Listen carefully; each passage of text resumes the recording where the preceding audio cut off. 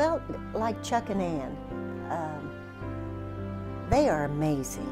They have bought a bunch of buildings on Main Street, have refurbished them, put businesses in. They're leaders, they're business leaders. The community knows that, and so they look to the First National Bank for leadership when they want to do something. Chuck and Ann have made a big difference in Miami.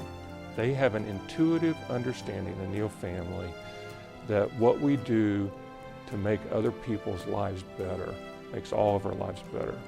And in a sense, it's the corporate responsibility before it was popular, but also it's just good business. And in that way, they have really helped the community come through some really rough times.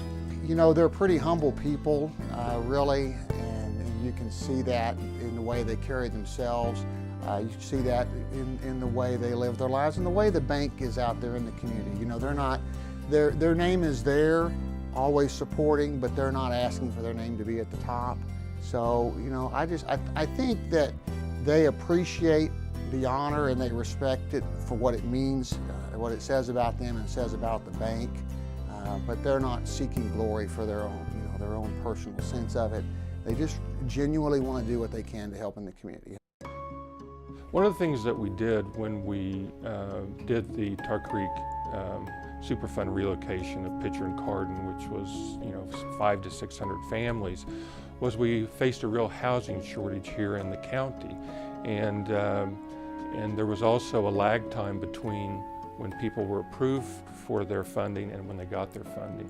And in the course of that, people were having trouble putting money down to buy new houses. And in particular, some people just didn't have it. So the First National Bank, of their own volition, came out and started a bridge loan program where they would front people the money so they could go put money down on a new home. And in the course of that, they did it, you know, basically without charging any fees. They did it for anyone regardless of credit risk, and, you know, I think it really speaks to their community spirit and desire to help people.